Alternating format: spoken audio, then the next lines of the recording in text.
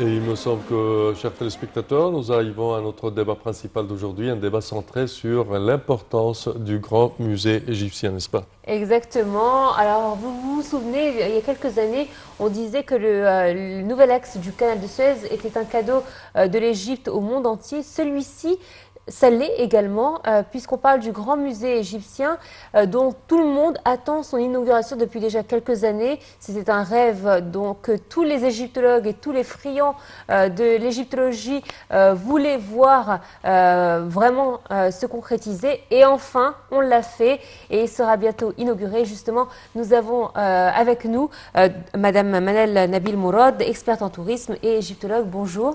Bonjour madame, bonjour Slama. Bonjour. Alors c'est vrai que c'est un événement mondial. Nous avons tous rêvé d'avoir un musée à la hauteur de notre histoire, à la hauteur de nos trésors. Jour après jour, on voit nos égyptologues faire des découvertes plus magnifiques les unes que les autres, mais on n'avait pas l'espace suffisant pour exposer justement nos richesses. Aujourd'hui, nous avons un musée qui est digne de notre civilisation, un musée où tous les détails vraiment ont été étudiés minutieusement. Et justement, on veut que vous nous en disiez plus. Comment voyez-vous ce grand musée, vous, en tant qu'égyptologue? Tout d'abord, bonjour tout le monde et bonne fête tout le monde. Comme vous avez dit, c'est un musée digne de notre culture ancienne et notre civilisation égyptienne ancienne, notre civilisation qui fascine le monde entier par ses pyramides, ses temples, ses monuments. Et c'est un événement aussi qui marque un optimisme extraordinaire que le monde entier l'attend. N'oubliez pas qu'on vient de sortir d'un confinement atroce dans le monde entier. Aussi, n'oubliez pas tous les événements qui nous fait un tout petit peu, qui nous donnent des concerns, entre parenthèses. Donc, évidemment, c'est un point très positif venant toujours de l'Égypte. Vivement, le monde entier attend cette inauguration avec beaucoup d'enthousiasme. Vous savez, c'est un musée grandiose et comme vous l'avez présenté, c'est un musée aussi dont les critères modernes de muséologie est assez étudié. Je ne sais pas si vous avez l'histoire déjà pour les compétitions des entreprises qui sont rentrées dedans depuis les années 2002. Depuis les années 2002, il y avait beaucoup de compétitions. Il y a à peu près 82 pays qui sont rentrés dans cette compétition-là. Il y a 1557 projets qui étaient présentés vis-à-vis de présenter un musée qui n'est pas égal à un autre, surtout au Proche-Orient et surtout en Égypte. Et enfin, il y avait quand même un architecte irlandais qui a réussi d'avoir tout le chantier pour lui. Ensuite, pour la construction, c'est un mixte égyptien-belge. C'est l'entreprise Bexis avec l'entreprise Orascom qui ont réalisé ce musée extraordinaire. Déjà, la conception de la façade extérieure, elle est d'une beauté inouïe. Nous avons ce qu'on appelle le mur translucide. Le mur translucide qui est en albâtre avec l'idée du triangle à l'infini. Donc, triangle à l'infini, c'est extraordinaire. Donc, c'est des études mathématiques, architecturales, mais qui sont où? Qui se présentent où? Qui se présentent à l'ouest de la Grande Pyramide, une des merveilles du monde qui subsiste encore sur notre terre égyptienne et qui a comme des bras ouverts, voilà, pour présenter tous nos monuments égyptiens. On a l'impression que ce musée, effectivement, utilise les matériaux propres à l'Égypte ancienne. L'albâtre est un matériel qui était vraiment aimé et utilisé chez les anciens Égyptiens. Et c'est vrai que utiliser ces mêmes matériaux aussi, c'est faire un clin d'œil à notre histoire. Oui, vous avez raison. Et surtout, l'albâtre, c'est du gypse cristallisé. C'est pas du marbre.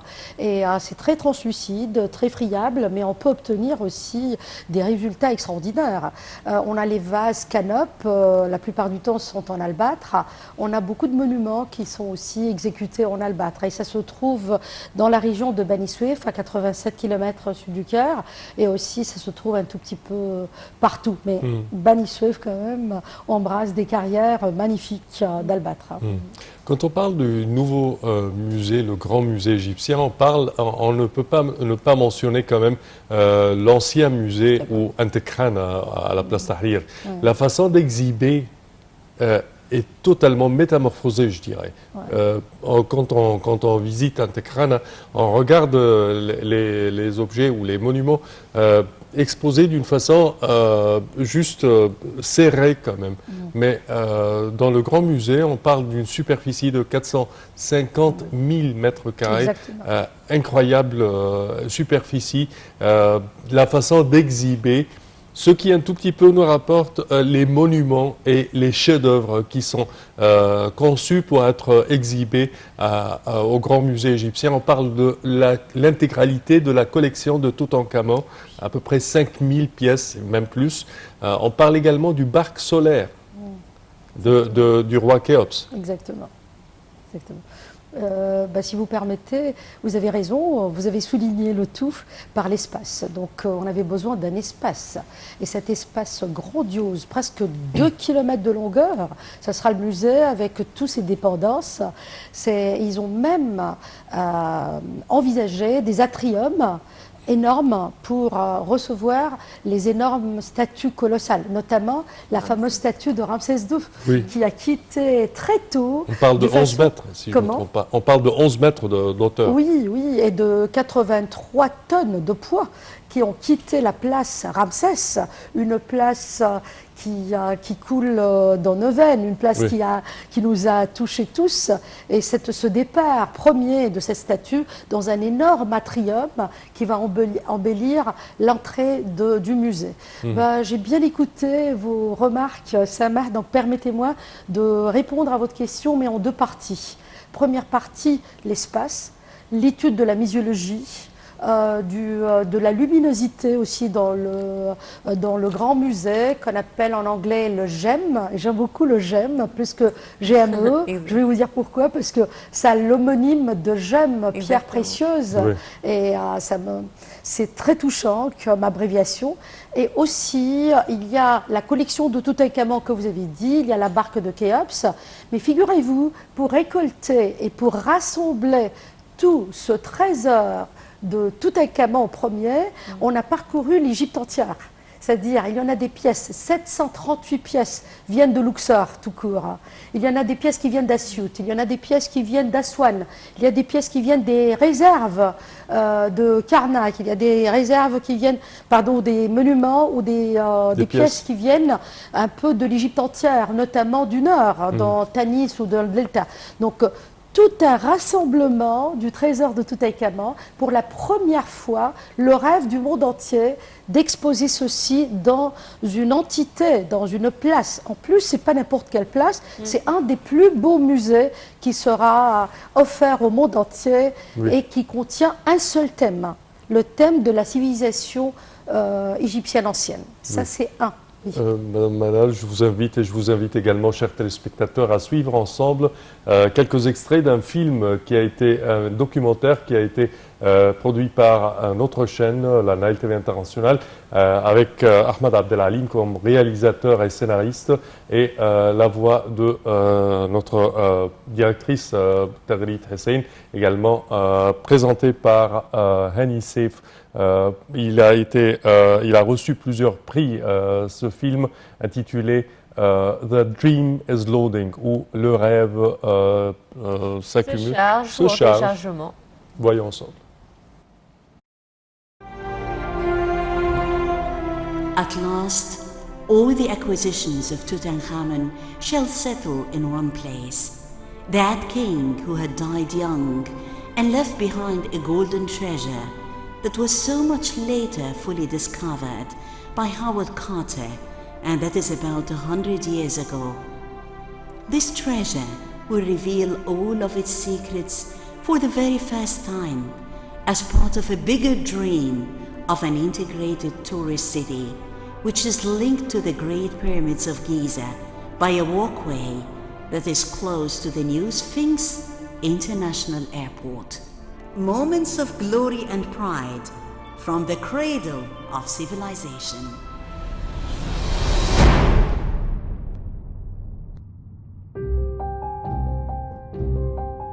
It's clear that the key to solving this mystery starts here.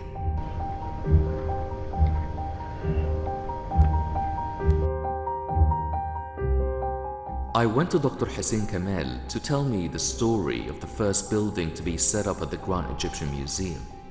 Dr. Kamal was keen on leading me to a new step, which would help me unravel this mystery. Actually, the Conservation Center at the Grand Egyptian Museum, which is abbreviated GEMCC, is the largest conservation center in the world.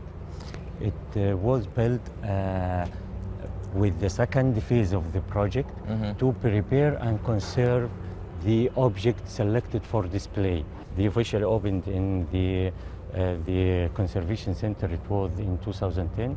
The total space of the Conservation Center is 32,000 square meters. It's considered one of the largest conservation centers in the world. The Conservation Center is divided according, comprises 19 labs. 19 labs. 19 labs, yes, in 3 categories to cover all the aspects of conservation. So we have 6 labs for remedial conservation and 5 labs for preventive conservation. I think you want to ask about the preventive conservation. And the 7 lab for conservation science. These is the 3 categories for covered all the application and implementation of conservation. He turned me on to Dr. Isa Zidane, who had supervised the transportation of thousands of pieces of antiquities from all over Egypt to the Grand Egyptian Museum.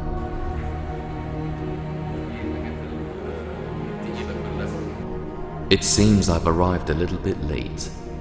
A lot of antiquities have already been restored, and I wasn't fortunate enough to see more of the acquisitions of Tutankhamun. It looks like going to the site of the Grand Egyptian Museum. Voilà, c'était donc un extrait du film documentaire qu'a réalisé notre chaîne Nile TV International sur le Grand Musée égyptien. Alors, Madame Manel, on est en train de regarder en off justement toutes ces images, on est en train de parler du musée, et c'est vrai qu'on se disait que ce musée-là a la particularité de répondre aux critères de ce temps, notamment avec tout ce qui est écologique, tout ce qui est les énergies renouvelables, et avec son magnifique jardin, qui est un des plus grands jardins aussi appartenant à un musée. C'est vrai. Vous avez raison, notamment aussi, il faut mentionner les vitraux, l'éclairage naturel, l'apparition de la lumière solaire à l'intérieur. N'oublie pas que nous sommes une civilisation ancienne qui a évoqué toute la force solaire de Ra ou de Ré, comme on prononce en français. Et puis le jardin est immense. Le jardin, il contient je ne sais pas combien de milliers de palmiers dattiers qui vont ornementer un jardin qui accueille une esplanade telle qui accueille le visiteur. Aussi cette allée sublime qu'ils vont faire pour attacher le musée avec le site de Gizeh, avec la pyramide. Vous pouvez, étant que visiteur de l'Égypte, ou bien se promener, ou bien aller en car, ou bien, je ne sais pas, prendre n'importe quel moyen de transport pour arriver au site lui-même.